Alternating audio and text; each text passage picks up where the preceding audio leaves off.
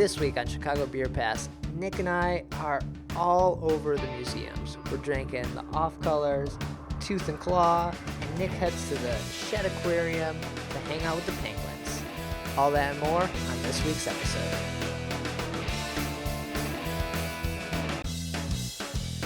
What did we do these last 3 weeks, Zoe? What'd you make it to?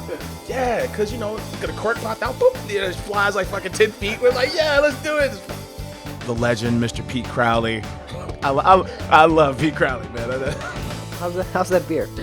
It's what you think it is. It'll be like the stuff you hear. Every time you go to Floyd's, all the music sounds like this. Raw, raw, raw.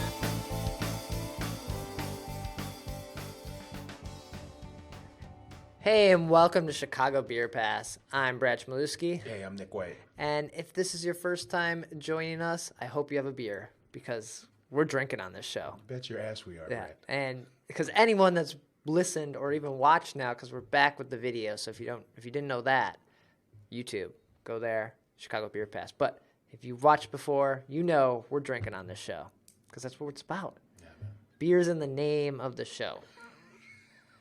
Nick, and so what do we got? What do we got this week? What are we drinking? We've got the Tooth and Claw, man. This is a dry hop lager from Offcolor Brewing, Right, in Chicago. This beer was specially made for the Field Museum. Yeah, I've actually never seen it before in bottles. I know they did a collab project with the museum. Yeah, And it's a lovely artwork on this thing, man. Of course, there's the grain mouse, of course. you Yeah, know, and he's riding the big dinosaur. Looks Sue. like he's Sue. riding Sue. and so you could only get this beer before on tap or on draft at the Field Museum, like the little bar in there. Right. Maybe. So there's two thoughts here. It was doing so well that they were like, we gotta get this to release, or they weren't selling enough of it, and they're like, oh well, let's get it into the market too. Yeah. Nice and clean. It looks like it's got 3 different malts and 3 different hops and a secret ingredient of discovery. Yeah. This is probably the simplest beer that Offcolor does. Like most straightforward, this is some ancient style we dug up, and this then has funk in it. No, this is just straight up like Pilsner. Yeah, I can appreciate that. Yeah. Just like you said. And yeah, when I had this beer, I had an event. I went to the event for like the release of it. Oh, did you go? Yeah, and it was a great beer there, and like I really liked it. So I'm glad this is in bottle now because this would probably be my go-to Offcolor beer. I like a lot of their stuff, but this would be the beer I'd want. Yeah, great for like a post-work beer. Great for like a shower beer. Great for like right after mowing the lawn. Any time. Just about any time. Any time. Yeah. As most beer is usually pretty good for any time. So yeah, we're gonna sip on this. You can pick them up in 6-packs. So really nice, and it's a low alcohol beer too, right? Like only 5%. Yeah. Easy drinking. I still got one of these Gamma Rays hanging out here. There you go. It's not from last week. It wasn't sitting here the whole time. I did open it up while we were setting up, so maybe go back to that. Their space just opened. Oh, it did? Yeah, Okay. Yeah. So you can go there now and try their stuff. Didn't they just have an article that had something about like a cat was guarding their brewery from grain mice? Yeah. I think you're right. I think like Porch Drinking or somebody, DNA or somebody, had an article about those guys. Oh, cool. Yeah. So check that out. So we'll sip on these as we talk about this past week. Right on. I didn't make it to anything with Halloween, and I felt like this week flew by for me for some reason. It happens, man. I mean, you got some sweet costumes for Halloween, though. Yeah. So did the Halloween parties, dressed up as Doc Brown, like I mentioned, and yeah, we were out drinking and partying with friends. Yeah, I love how committed you guys were to the actual characters, like the facial expressions and everything. Yeah, I had a remote control and everything. You got to have it all. What about you, Nick? What'd you check out this past week? I was actually at the Shedd Aquarium, not too far from the Field Museum. Oh, right. Okay. Yeah, right there, museum campus. Right. So we got what? Field, Shedd, And there's something else. planetarium. And the planetarium. Okay. Yeah.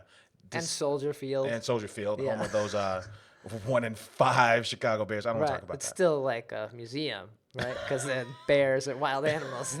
Yeah. So it was a trip, man. There's Shedd Aquarium does this. They have a garden where they're growing hops. So you get this presentation, right, for penguin hops. It was a launch party for penguin hops. Yeah. It's a wet hop ale with Revolution. So what you get is on the presentation side, you get the Shedd. They come up and talk about this penguin conservation in the wild program that they're trying to raise money for. They talk about that, and then Will comes out and talks about the hops. There's Amarillo hops in this beer. The hops that they grew at the Shedd Aquarium, along with the hops from Will's house. Oh, cool. And then there's the some pellet hops, because I don't think that was enough of a yield. Right, I'm sure. I don't think one person can grow enough hops for like a big beer like that. Right. So it was actually pretty cool, man. They've got a. I'm looking forward to someone throwing a festival at Shedd Aquarium. Why is that? Because this place is really fun, man. And then there's like it's like all these different rooms. Like this room's got every single fish that they've ever found in Lake Michigan, and this room's got this is a room where you can just play music and eat. Okay. And in this room, it's like all these different rooms with all these different vibes. Jellyfish for all these different different spaces, man. Upstairs, downstairs, and there's a lot of room. I'm surprised we don't party there more. Very often, I guess maybe it's dangerous because it is like the field museum's different. Like this is just old stuff. Yeah. This is alive stuff that like anything could go wrong. That's true. Like if you're not careful, someone could wind up in a tank. Right. Yeah. They might think I'm gonna jump in there, guys. Just hold on a second. Yeah. So Penguin Hops was great, man. And then they actually brought an actual penguin to the stadium, which was cool, or the auditorium. Could you touch him or anything? You couldn't touch him. He had his like little penguin keeper, and the penguin was a little nervous. He was a little he had some stage fright. Okay. So he might have wet himself a little bit. He wasn't really used to seeing that many people. I think. I'm sure. Yeah, and everyone's probably taking pictures of them and just going crazy. Right, exactly. Yeah, I mean, it's a penguin. Yeah.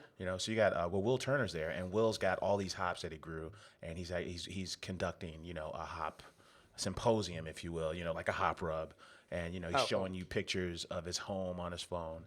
And it was very interactive. It was a very cool event. So they said that the beer. I was talking to Matt Volker, who's their assistant brewer there. Yeah. And he used to be at Argus, and he's been at Revolution for over a year now.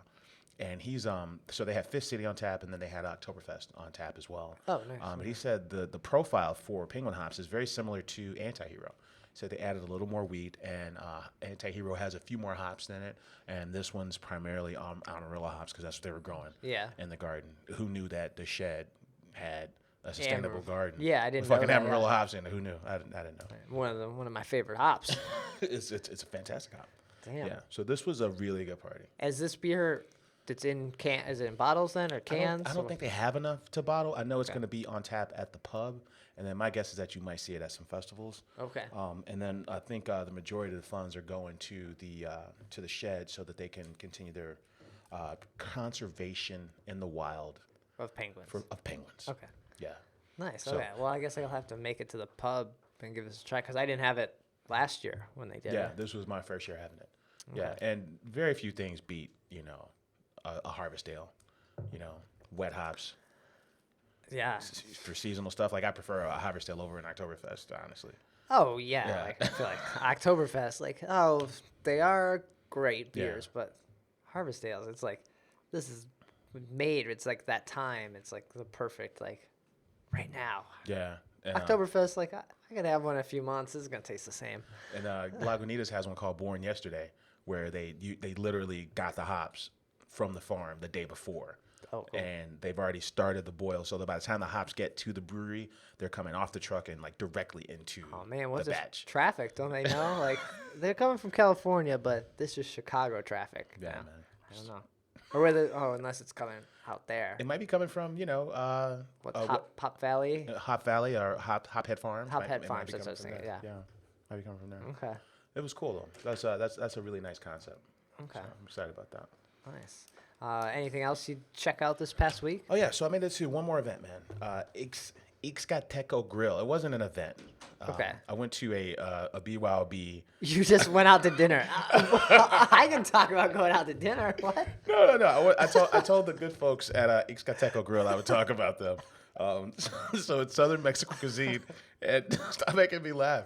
So I went there, and it's a new place on the northwest side. It's sophisticated, warm, and it's got damn it, Brad. I got you all messed up now. No, it's a chef. So I got takeout from this Chinese place. I got home and I had a beer. goes to this spot, right? Is a chef, Anselmo Ramirez, right? He's a disciple of the Rick Bayless school. Okay, like cool. he cooked at Teco Grill. He was a chef at Frontera Grill, and he decided to just branch out on his own and go solo, sticking with the southern Mexican cuisine things, kind of upscale kind of Mexican food. Oh, cool. Okay. And it's right on the northwest side, man, right at like Kimball and Montrose. Yeah, so I took a couple beers there, man. It's like Fifth City. I love that beer. Yeah, it's like Anti-Hero Light. Right. So Right? you had like a revolution week. All week. Okay. All damn week. And I had the local number 1 from Brooklyn, which Okay. is a really cool kind of cork and cage beer. I went with everything they had there, man. They got the wood grilled shrimp. They got the mole that's got like 32 different ingredients in it, which is, I guess, how traditional mole is supposed How to Rick be. Bayless does it. That's how Rick Bayless does it, right? So, yeah, man. Shout out to those guys, man. And he was super cool. And the space has brunch and a dinner menu, and you can bring booze there. It's a really good escape. How big is the place? Like, It's actually no bigger than your space. oh, really? So it's pretty small. It's really intimate, intimate. And the staff was fantastic. Oh, very cool. So, yeah, I just wanted to mention them real quick.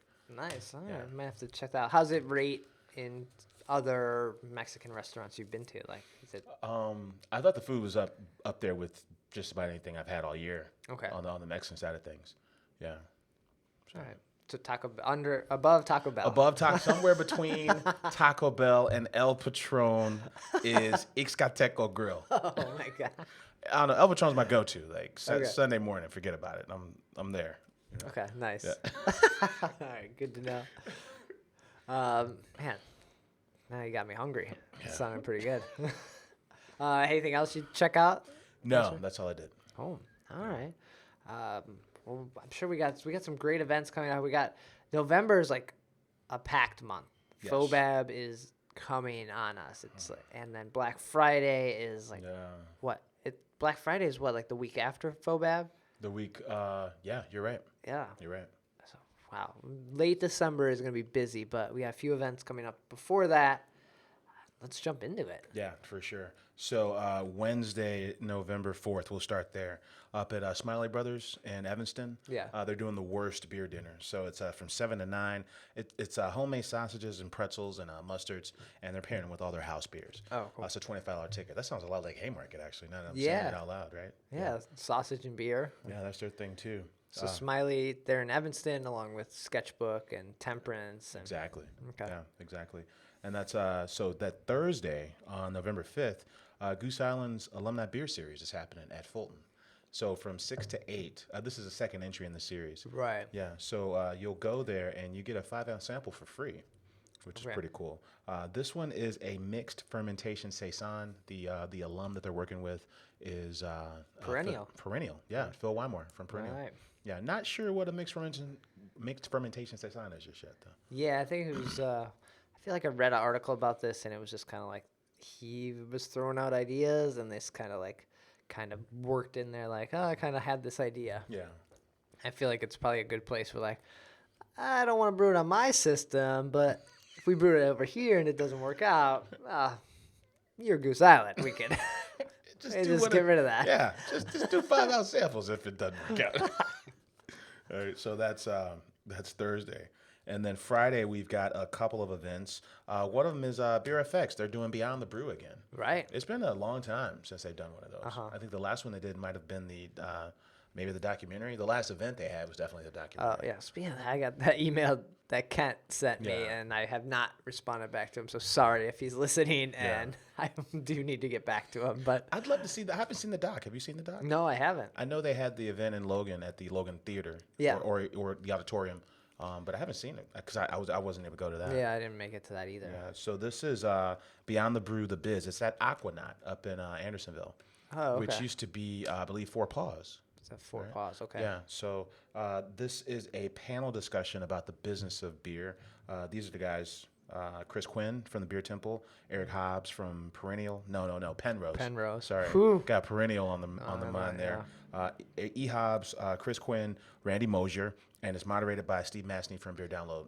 Okay. It's a $10 ticket. Okay. Yeah, and then 'Cause that includes beer in a glass. Steve's also, what is he, the head of the Chicago Beer? Yeah. What am I thinking? Beer Society. Beer Society, yeah. Yeah. He's the president of that now. he's an officer for sure. Because a lot of the communications come from him. Yeah. Right. Yeah. Yeah. So that's on Friday, November 6th. Also, November 6th is the ass makeover at Local Option. Oh. Yeah. What's that? It's like, oh, tell me more. Do I want to know more about this? It's one of their quarterly events where they just have a killer tap list. It starts at noon. Evil Twin, Three Floyds, Pipeworks, to name a few. Local Option's going to have 6 beers there as well. Okay. Yeah, they always have a really cool tap list. So. Yeah, and that starts at 3:00, right? Yeah, that's going to start at noon. At noon. Yeah. Are they just bringing them? This is going to be all day events soon, it's right? Gonna be all day. Yeah, so a good combo would be this Beyond the Brew. Well, actually, yeah, you go to Beyond the Brew, go to work. Go to work. We are not saying, like, skip work to drink. Take your ass to work. After work, go to Beyond the Brew. After that, go to the ass makeover. Okay. Yeah. Get your ass made over. That sounds pretty solid week there. Yeah. Are you going to try to make it to any of these? I'm going to try.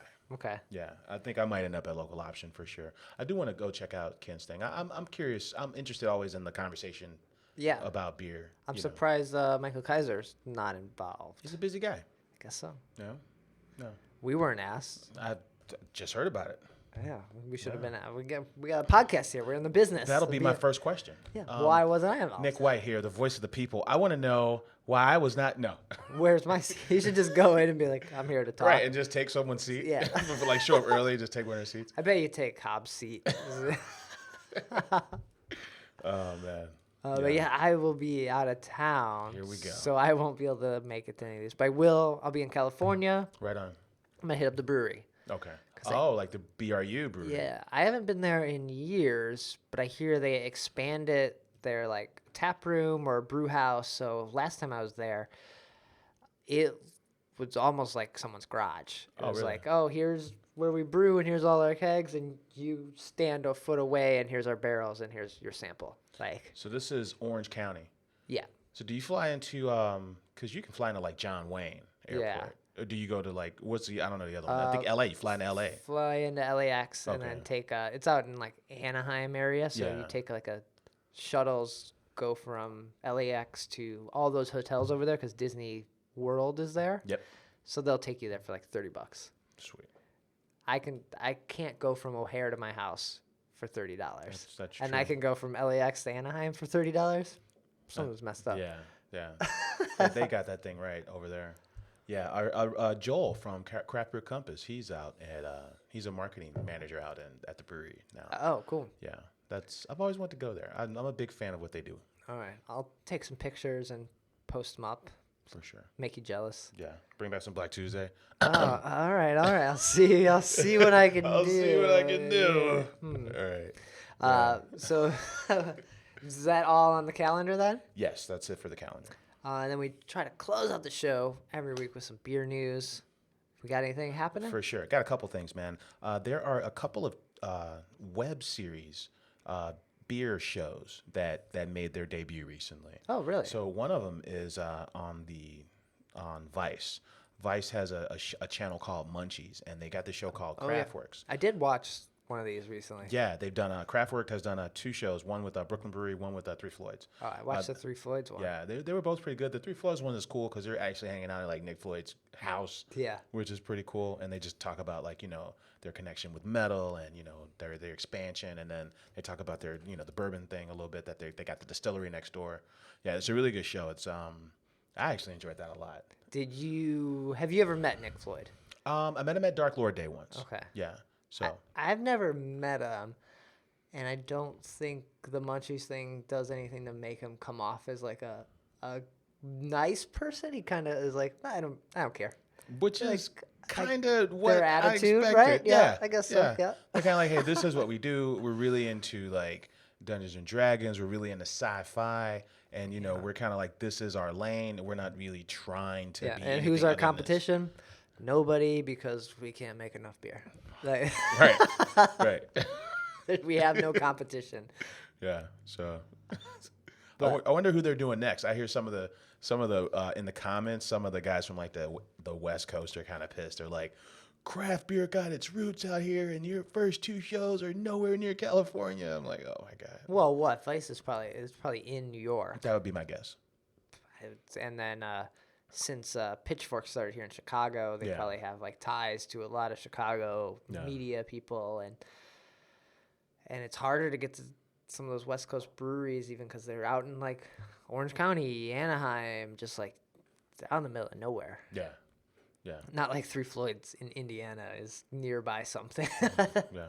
I thought the first 2 episodes were pretty good. Yeah. Yeah. So I think they should do maybe someone like Boulevard, but maybe that doesn't fit in with their craft thing anymore. Or I'd love to see who does Dale's Pale? Oh, Oscar Blues. Oscar Blues. Oscar Blues would be good. Yeah.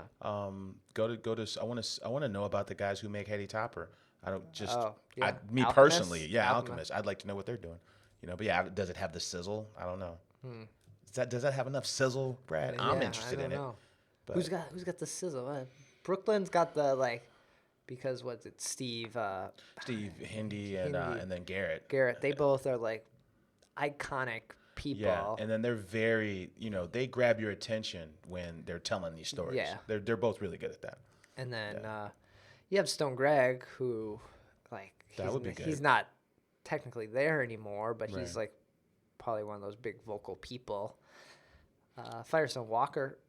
Firestone Walker would be good. Yeah. Or go to one of these breweries up in, there's some towns like Portland and Seattle where craft has like a huge penetration up there. Yeah. You go there and, they're outselling a lot of the macro beers in most cases, so go there. I'd love to talk to some of those guys, So there's a lot of opportunity for a show like that, especially when it's like, it's 10 minutes long and, it's not a Q&A. There's just kind of, that style where you're asking the question and the interviewer is off camera and it's just a running dialogue. They're telling their story. These breweries are telling their story, and that's the part I dig.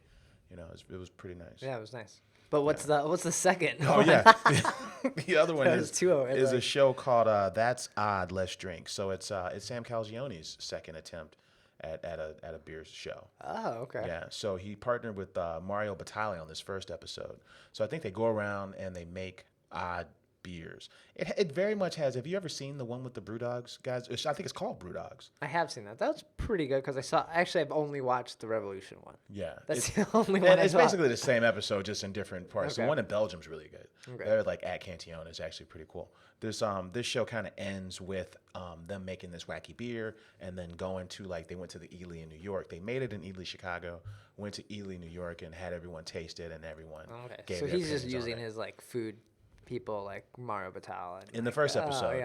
Yeah. So they made a beer called it's called Pruno. It's kind of like an ode to what they call a beverage, an alcoholic beverage you'd make in jail, right?